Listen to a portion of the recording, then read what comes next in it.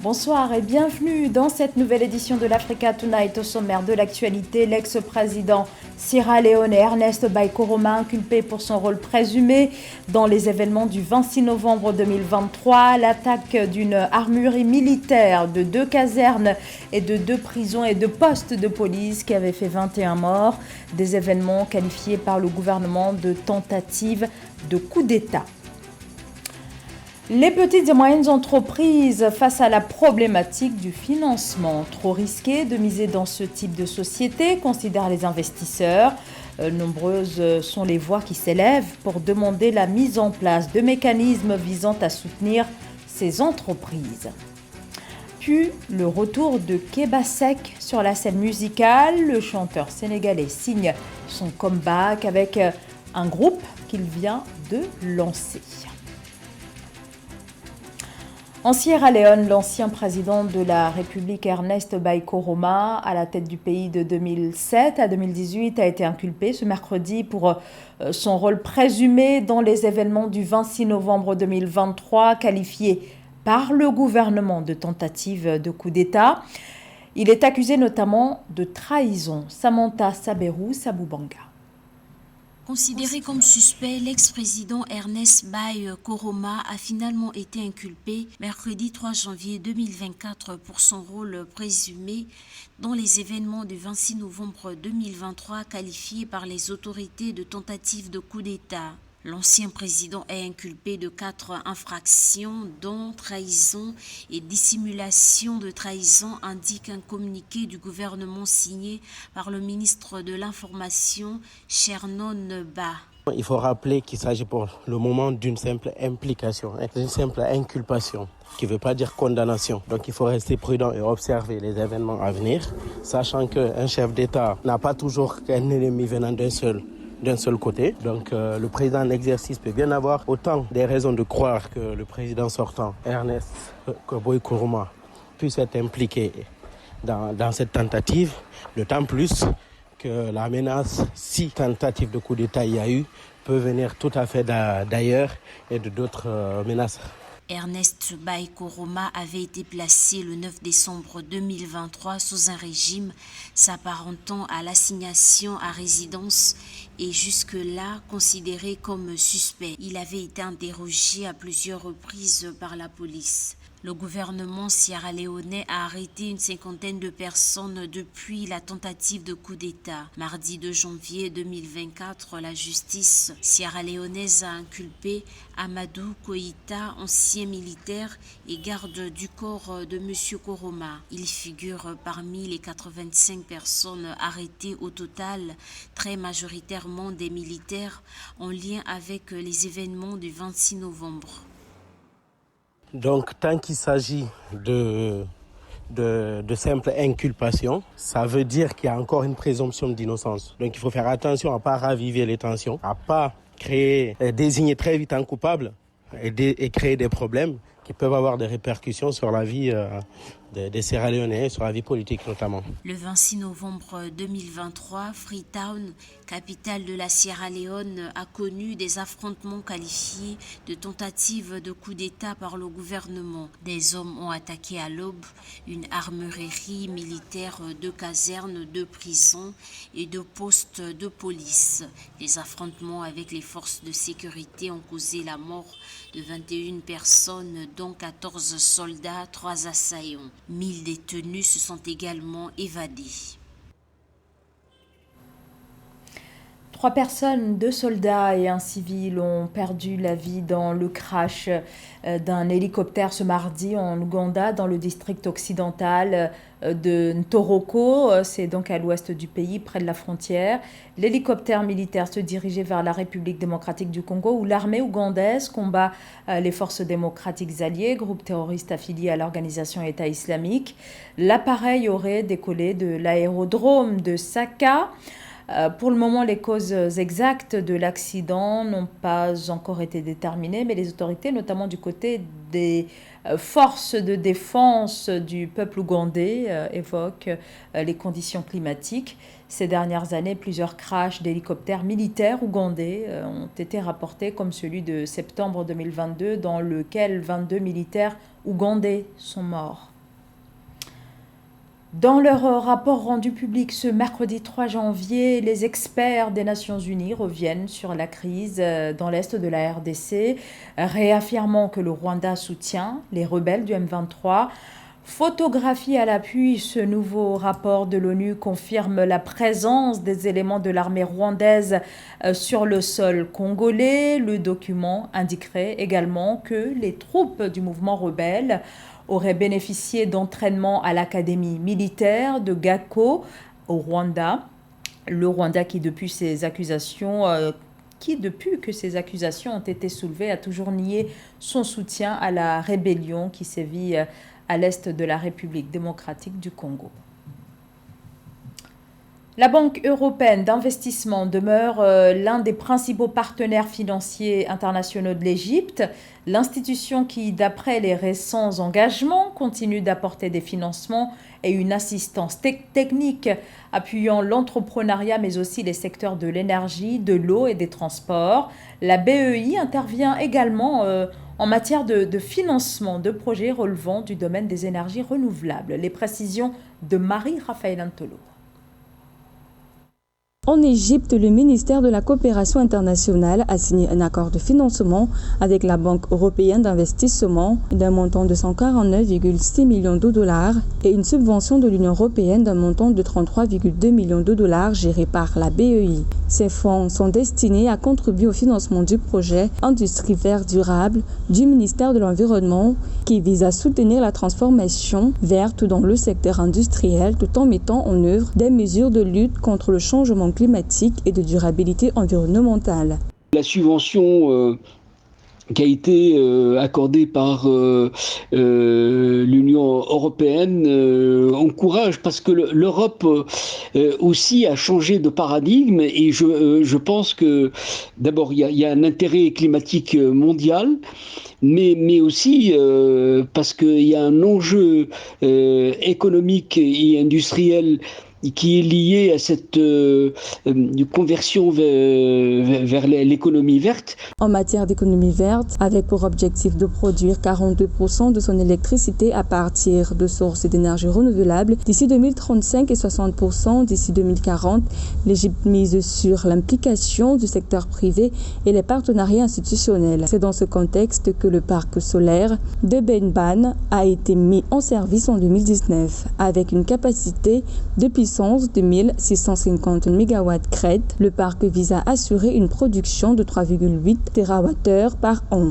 Également, en juillet 2018, l'Égypte a inauguré la centrale de Gabal El Zeid, la plus grande station de production d'électricité éolienne en Afrique et au Moyen-Orient et une des 10 plus importantes au monde, composée de 300 éoliennes qui produisent 580 MW d'électricité, soit 5% de l'électricité consommée en Égypte. L'Égypte a pensé qu'elle a tout intérêt à exploiter le filon de ce qu'on appelle l'économie verte, d'où cette occasion de saisir le moment et aujourd'hui on le voit dans la stratégie même des partenariats économiques. Cette ambition de l'Égypte de devenir un véritable hub énergétique vert en Afrique est d'autant plus stimulée par la disposition naturelle de ce pays d'Afrique du Nord. L'Égypte possède une abondance de terres, un climat ensoleillé et des vents importants, ce qui en fait un emplacement privilégié pour les projets d'énergie renouvelable. Trouver un financement ou le parcours du combattant pour les petites et moyennes entreprises africaines. En effet, les investisseurs considèrent les PME comme étant trop risquées. Ces entreprises représentent pourtant l'immense majorité du tissu économique africain. La lutte pour l'accès au financement, le sujet est régulièrement soulevé sur le continent où la majorité des PME sont vouées au dépôt de bilan à peine quelques années après leur création, d'où les appels régulièrement lancés au sujet de l'urgence de trouver des solutions concrètes. Ruth Moussi. Les petites et moyennes entreprises sont essentielles à la croissance des économies africaines, favorisant la création d'emplois, l'innovation et la diversification économique. Elles sont responsables de plus de 80% de l'emploi du continent et de 50% du PIB, selon le Forum économique mondial. BFA Asset Management, l'une des plus grandes banques privées d'Angola, s'est donné pour priorité de contribuer à la croissance et à la réussite des PME angolaises et africaines. La banque vise à encourager ces entreprises, particulièrement celles dirigées par les femmes et les personnes handicapées, à tirer parti des opportunités commerciales à leur profit. Nous sommes actuellement en train de lancer notre premier fonds de crédit privé et l'accent sera mis sur les petites et moyennes entreprises. La raison en est que nous estimons qu'il s'agit d'un sous-secteur de l'économie qui a été très marginalisé en matière de financement. Et nous avons une stratégie et une orientation très spécifique qui consiste à investir dans les femmes et les jeunes hommes handicapés. Nous savons tous que dans toute la région, il est difficile pour les femmes d'accéder au financement, mais c'est encore plus difficile pour les jeunes handicapés. Pour Rui Oliveira, directeur général du BFA Asset Management, les petites et moyennes entreprises sont essentielles à la croissance et au développement des économies africaines et peuvent générer une croissance économique et des emplois inclusifs, durables et équitables si elles sont correctement soutenues. C'est pourquoi la banque n'injecte pas seulement des fonds, mais accompagne également ces PME dans la mise en œuvre de leurs projets.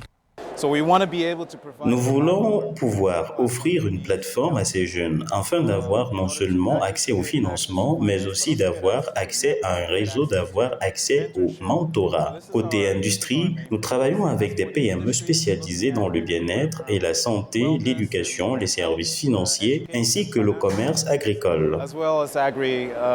Les petites et moyennes entreprises représentent la majorité des entreprises enregistrées dans les pays d'Afrique subsaharienne et contribuent de manière significative au PIB. Cependant, les entrepreneurs rencontrent divers obstacles au-delà des barrières financières.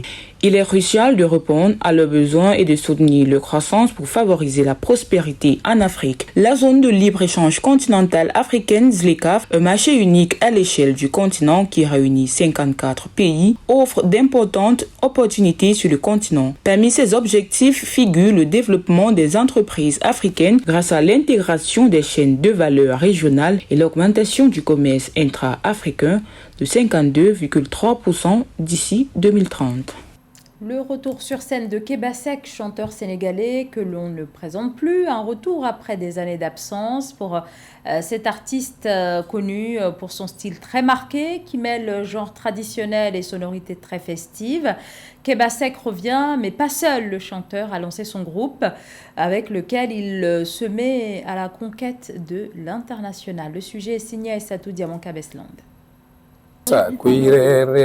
Tapas nga ma mbarani sama fi baye kuy reer suma la gisee suma la gisul suma la gisee yow la doon set. C'est en 2015 que l'artiste sénégalais Keba Seck lance officiellement sa carrière musicale avec sa chanson Kuy reer bi. Le leader du Keps Band, un orchestre qui réunit une dizaine de musiciens, appartient à la famille de Mapenda Seck, de Wally Seck, le chanteur du peuple, ou encore du Feu Thione Seck. Je suis fier d'appartenir à la famille de notre feu grand frère Thione Balago et je souhaite que Dieu l'accueille au paradis. Je suis également le petit frère de Mapenda Seck, d'Assane Ndiaye et d'Ousmane. Si ce n'était pas Thione, nous ne serions jamais chanteurs, car notre père ne voulait pas que nous devenions chanteurs. À plus de 60 ans, Keba Seck revient sur la scène comme pour imposer sa marque de fabrique musicale. Pour cette fin d'année, sa tournée internationale l'a amené en Italie, en Belgique, puis dans la région parisienne. Celui que ses fans appellent affectueusement Papa Keba Seck a travaillé dur pour arriver à cette notoriété incontestée. Tout le monde a besoin de ça. Le footballeur, le chanteur, le politicien, le menuisier, le lutteur, c'est Dieu qui donne la notoriété. Pour ma part, je suis très reconnaissant et je remercie beaucoup mes 2 feux parents. Je remercie aussi mes fans qui me soutiennent, m'aiment et me sollicitent. Son charisme scénique et sa voix puissante lui ont été légués grâce à une longue génération de familles de griots. Ses atouts lui ont permis d'exporter la musique sénégalaise à travers le monde. C'est tout un continent qui attend le démarrage de la compétition, la Coupe d'Afrique des Nations de football qui se tiendra du 13 janvier au 11 février en Côte d'Ivoire avec 24 équipes, parmi lesquelles celle de l'Afrique du Sud. Les Bafana Bafana qui tenteront de remporter leur 2e trophée continental après celui de 1996. Catherine Gombey. L'Afrique du Sud figure parmi les pays qui ont organisé et remporté la CAN à domicile. L'équipe fait son comeback à la CAN après avoir manqué l'édition 2021 au Cameroun. Logée dans le groupe E aux côtés du Mali, de la Tunisie et de la Namibie, l'Afrique du Sud revient dans la compétition déterminée à décrocher le titre de champion d'Afrique. Reposant sur les performances et l'agressivité des Mamelodi Sundowns qui composent la quasi-totalité de la sélection nationale, les Bafana Bafana veulent retrouver leur place dans le continent avec à la baguette Hugo Bros qui avait remporté la CAN 2017 avec le Cameroun. La première chose que nous devons garder en tête en allant à la CAN, c'est la confiance en soi. Nous l'avons déjà fait par le passé. Vainqueur de la CAN en 1996, finaliste en 1998 et 3e en 2000, l'Afrique du Sud se donne toutes les chances pour un succès à la CAN en Côte d'Ivoire. Considéré comme le meilleur club africain, Mamelodi Sundowns, le principal vivier de l'équipe nationale en joueurs, a remporté la Ligue africaine de football et est favori à la finale en Ligue des champions. L'Afrique du Sud saura compter sur les compétences de Ronwen Williams au poste de gardien, Aubry Modiba, Motobin Vala au poste de défenseur, Tapelo Maseko au milieu de terrain et Oswin Apolis en attaque entre autres. Maintenant, nous allons accomplir ce qui ne l'a jamais été auparavant. Nous savons que nous pouvons relever le défi d'aller le plus loin possible. C'est pour ça que nous rêvons grand. Pour se distinguer à la CAN, les Bafana Bafana comptent sur leur équipe robuste. Le sélectionneur Hugo Bros a remporté la CAN 2017 avec le Cameroun à la surprise générale. Il a réussi à mener les Lions indomptables au sacre avec une équipe composée de plusieurs jeunes joueurs. Sur les 23 matchs disputés à la tête de l'équipe nationale d'Afrique du Sud, le coach belge en a remporté 12 pour 7 nuls et 4 défaites. C'est la fin de ce journal. Merci de l'avoir suivi. Restez avec nous sur Africa 24. L'information continue.